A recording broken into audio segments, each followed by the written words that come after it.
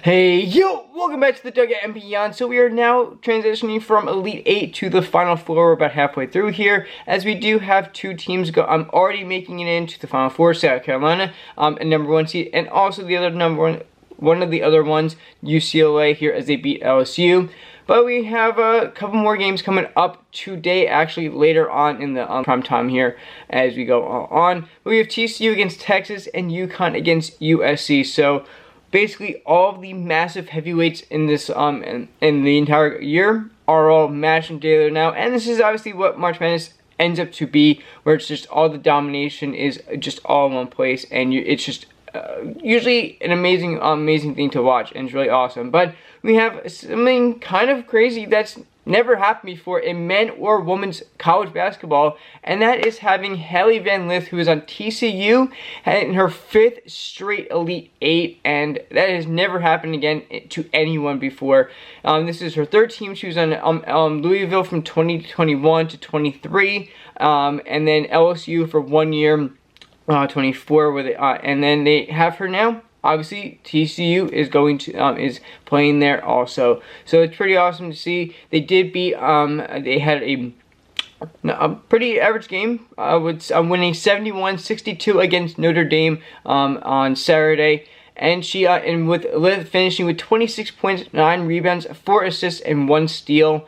She becomes the first player here to do it, and yeah, this is kind of also a TCU kind of story, as we had them really not good the last couple of years. They actually in 2021 they were terrible, going 1 for 17 on the year, as we had then a couple years later we had Mark Campbell transferring from, he actually had a kind of an interesting coaching career. He started coaching at Clark Smith Community College. Might be saying that completely wrong. And then he had a volunteer assistant job at Pepperdine, California. Then coached at St. Mary's, also California. That's like LA, Santa Monica area. Then assistant coaching job at Oregon State in 2011.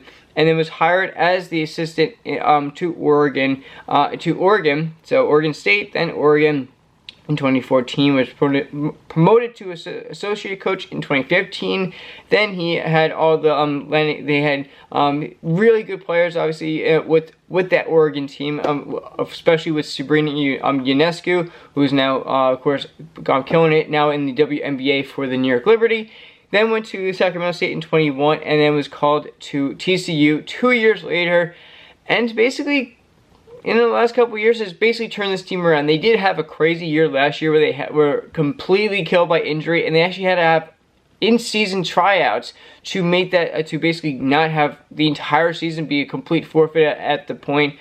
And then now, obviously, we have them coming into this on a very good year, 34-3 currently going into this game.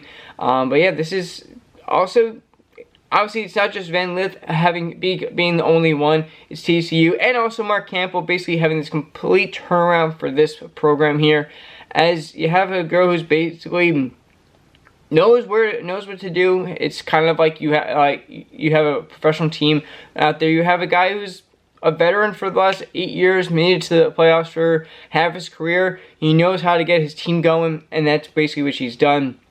And not only that, but the stats are also kind of mind-blowing on how it's kind of been bouncing around. So, of course, Louisville, pretty good. She's average, actually, about 33, just over 33 minutes per game every season. She's gone.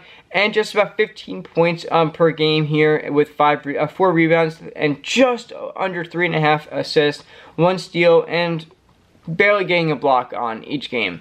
That's like barely. But with the drop off, we have, so she escalated really well, a couple minutes every season, a couple points. She was finishing. She went from 11 points first year at Louisville to 19, just under 20 points there at Louisville. Then LSU, actually things got basically slashed. Only went down from 37 minutes to 33.